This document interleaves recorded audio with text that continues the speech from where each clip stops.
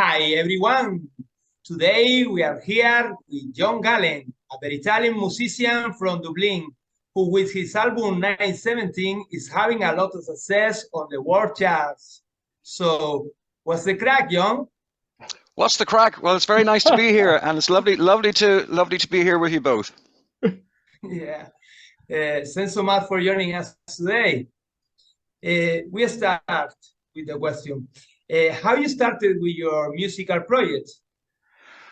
Well, I was when I was younger, because I'm not very young. I was quite a musician when I was about 12, 13, 14, and I was in recording studios with my own music age 14, and I was playing a number of instruments and recording music and enjoying it. And life took over. And when I got to 17, I interviewed for a famous film in Ireland called The Commitments. I don't know if you've ever heard of it.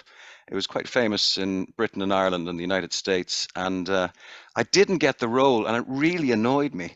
And I said, maybe I'm going to have to do something different. So I went and traveled the world, and I just disappeared for about a very, very long time. And during the lockdown, when we were all sitting at home bored, I decided to come back to music, and I really hadn't touched music for a very long time. And it was my outlet. We were all so bored in the lockdown. So I built myself a little recording studio, and here I am. And I just started to write new music. And one of my secretaries, she happens to be a friend of one of the managers of an English pop star called Ollie Moores. Oh, And I said to her, I think my I think it's really good, And she didn't agree. She didn't agree. She didn't like it one bit. And it was only when I got to the third time when I said to her, I'd love to meet Ollie Moore's manager. So what happened was he came along and he kind of didn't understand why he was here. He thought he was here to look from a sort of a sound engineering perspective. And then he knew what was happening. So I sat him down. I said, "Would you mind just listening to it and seeing what you think?" And what I thought was going to be like a 5-minute conversation, it was actually a 5-hour sit down, and we went through all the music, and it just took off from there. It was very bizarre, really quite bizarre. And ever since, I've had an amazing year. I like even talking to you guys. This is, for me, it's great fun. It's a completely different change of what I had expected to happen at my age, and I'm having a great time. And as you can see, it's going worldwide, and that's what I really, really wanted. I really wanted that. The Irish market is fun, but it's a small market, and my music, I hope, goes broader. And so I'm flattered by the reaction that we're having worldwide, and it's just beginning, because the second album is in production now, and we're going to continue getting all the singles out from the first album, 1970s, and I'm terribly excited about the second album, and we're going to take it much more live, and it's much more rocky. So I'm a happy boy. Okay. And John, what inspires you when composing your songs? Well, the view I take is I call it observation melody. I don't really write about myself. It's more about people I meet and my experiences of them. So all of the songs on 1970s, they're all people I know or I've met in the past. And some people think that the songs are written about them, but they're not. But it makes it interesting. So what I do is I observe people. That's what I do. And I think you'll see in Half Burning Sun, it's actually a terribly sad underlying story, but it is about loss and standing up for yourself and being your own person and making the best of what you have. So that's the approach I take. Second album is going to be a little bit different. I am a multi-instrumentalist, so what I did this time was, instead of thinking about observation, I just started with drum beats. So I'm working from drum beats upwards, just to try to get a groove. So I'm trying to keep it entertaining. At my age, I just have to keep everything entertaining. Okay. Wow. Now let's talk about your album 970. We want to know everything about it. How was the recording process? It was super. As I said, I'd been in recording studios, at age 14, 15. So I kind of understood it, but to come back to technology from when I was doing it was incredible. I had to learn from the beginning. And what I did was I took on a Studio One system, and I got into doing that. And so what happened then was I met with Billy Farrell. Billy Farrell is a Grammy-nominated record producer, and Billy listened to the music and said, I like this. And so my honor was Billy agreed to do the album, and he became engaged with the project. And we went to Windmill Lane Studios in Dublin, which is, like, in Irish terms is the center, is the hub. It'd be where major acts like the Cranberries and U2 would have recorded. So great fun there. Had a 20-piece orchestra, the best musicians, session musicians in the country, and a great band. So we actually got a 10-piece band going. We did some live shows in Dublin with the 10-piece. It was heaven, really heaven. And for me to work with musicians of this caliber was an honor. And I hope that I gave the honor back to them in terms of the music that they got to play. Wow, amazing. And you are having a lot of success on charts all over the world. It's great. It's very exciting. I'm really embarrassed because most of my family speaks Spanish and I don't. It's my failing. But there's huge reaction in Spain, in South America, Italy, Germany, United States, Finland. I have 2 listeners in Libya and 1 listener in Guam. So you know as I do, it's very exciting just to be a part of other people's experience, and that people are enjoying the album. For me, I couldn't ask for anything more exciting. Okay. So music is universal. Of course. And well, John, it's time to share your music with the people. Could you introduce your song, Half Burning Sun? I'd be delighted to. So this is the 5th song off my album 1970s. We will be releasing every single from the 1970s, but I'm particularly proud of this song. It's a song about loss and being positive and trying to make the very best of what you've got. Go. Okay, ready, in 3, 2, 1, go. The hardest words in Kingdom Come are the ones that say that all's forgiven. All's forgiven. In all the crazy twists of lovers' tiffs, the hardest one to say is all is forgiven. Yeah, all's forgiven. So stay inside. There's no need for goodbye.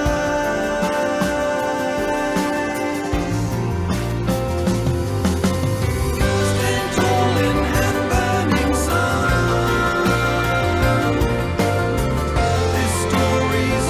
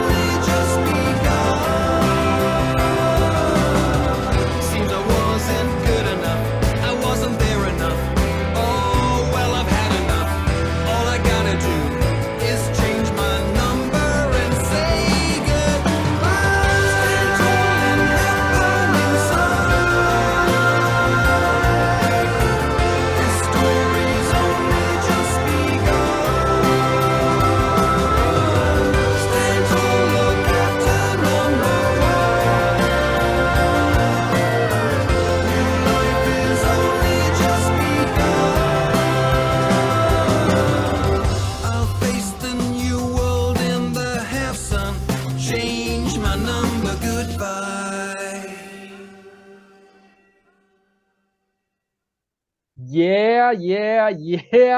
Wow, Well, awesome. thank you. Thank you. Yeah. Amazing. The fun we had doing the harmonies on that. There's 30 harmonies on that song. Wow. That was a long week. Amazing. Wow. Good sound, Good bit. music. Good Wow, bit. wow. Going Yeah. you Thank you and very good much. platform. Congratulations. We do like your music. I love it. I'm delighted to Yeah. hear that. That's great. Congratulations, John. Yeah. Congratulations. Thank you. Well, okay. Now you are planning to record another album, your second Yeah. album for Yes. this year. We're gonna have fun with the 1970s. As I said, we've got another 6 songs to come out on 1970s because we want to get it across the world. But production has begun on the second album, and it's an 11 track album. And I'm planning on doing an album every single year. That's my sort of plan, and I'm terribly excited about this new album. It's very different. It's a lot heavier. It's a lot of guitar. I think it's much more interesting. The songs they're both deep and they're simple. So I'm genuinely can't wait. So we're going to be working with Billy Farrell again, the producer. And the band is coming back together again, and we are going to be going to London shortly. We're hoping to have a full black gospel choir on about 6 or 7 of the 11 tracks, because it's going to be soul, it's R&B, it's hip hop, it's a mixture of everything. And the fun I'm having is that nobody seems to be able to figure out the genre. They were saying it was post-punk recently, which that song was post-punk. So that's very exciting. So I just thought I might as well be true to myself with the second album, because there's a soul element to a lot of the songs, and to have some great black singing on the back. I just can't wait. I'm genuinely excited about that. Okay, great. And we're still waiting.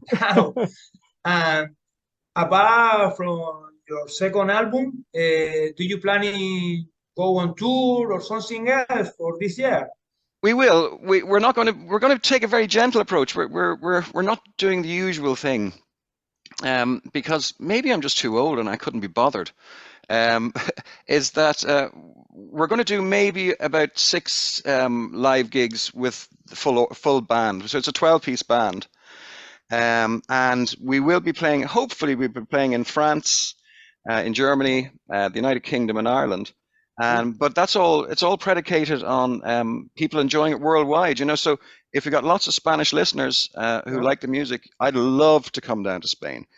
I only ever come to Spain on holidays, so it'd be nice to come down and give my music back to the Spanish. Okay. And what do you think? And what do you think of the digital impact on music with social media and mainstream platforms? Well, it's difficult, isn't it? It's a new world, but it's a double-edged sword, as we say here. Because when I was young, to get into the music business was virtually impossible, and it was controlled by a certain number of people. So it was very difficult to get into the industry.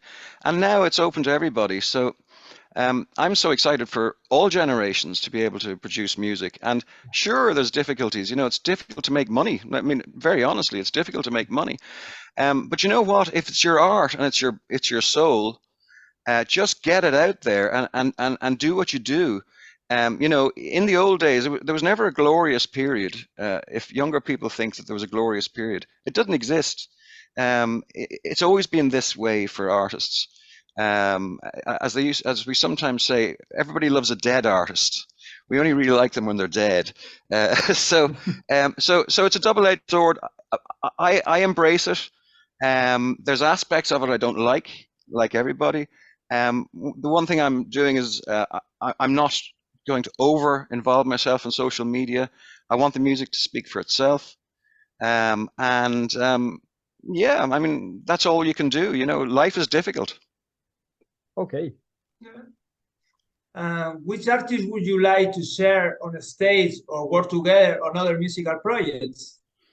Oh, anybody. I just love music. And you know what? I love musicians. I've been a lawyer for 30 years, and I've been in business for 30 years. And there's good people and there's bad people in every strand of life. But you know what? Musicians are super people. They're good-natured. they're interesting, they love what they do. So in answer to your question, I will get on stage literally with anybody. Oh, perfect. Perfect. And how do you prepare before each performance to connect with the audience? Well, it was a big learning curve. I got to be honest with you, because I had been on stage when I was younger. I played guitar, I played saxophone, I played drums. I was in different parts of bands, so I'm very comfortable on stage. I love being on stage, but I have to be honest and say it was quite stressful, because it's such a big production. When we did 1970s, it was all earpieces, modern technology, to give that magnificent sound. So a huge learning process, and I'll be entirely honest with you, the week before we played our 2 gigs last year in Ireland, I was very uncomfortable, my management were uncomfortable, and then when I got on stage, just came back and had a great time. And so I'm very much looking forward to getting involved in that. The connection with the audience thing is going to be great. I haven't quite experienced it yet, but hey, look, there's probably going to be about 10 more albums out of me, before I keel over. So I'm really looking forward to doing it. Oh, and let me ask you one more question, John. Is there any concert that you especially remember? That's a good one. Good question. It's a good question. Well, I don't mind saying my love of music is quite eclectic. My favorite concerts of all time would have been a Coldplay concert I saw. I would have thoroughly enjoyed. What would I have enjoyed? Oh, all types. I went to see Rick Wakeman. I don't know if you know Rick Wakeman from numerous bands in the 1970s. I went to see him in London last year, and I was like a 15-year-old. I was so excited. So I've been to so many gigs. I love all types of music. I don't have any great one-off, but look, we all know. You know when you go to a concert, you know when it's great. So we've all had good concerts, bad concerts. So got to be honest with you, what I'm trying to do is I'm trying to learn from the best and make our live shows absolutely knockout. And that's my objective. So hopefully I'll get there. Okay. Yes. Would you like to send a message to the audience that is watching you right now? I would. I'm very honored that you're here listening to us, and I'm very honored to be on this broadcast. I wish the radio station every success, and I hope you'll follow the music and you might listen to it. It's great to be here, and it's great to be with you, and look forward to maybe seeing you live in Spain sometime soon. Okay. Okay. And that's all. It was so nice sitting down with you today. Pleasure. Thank you both very much for your time, and really appreciate it. Thank you. Until the next time, John. Thank you. All right. See you. And in the future, we wait for you in Canary Island. Great stuff. Okay. Thanks so much. Bye-bye. Okay. Bye. Bye.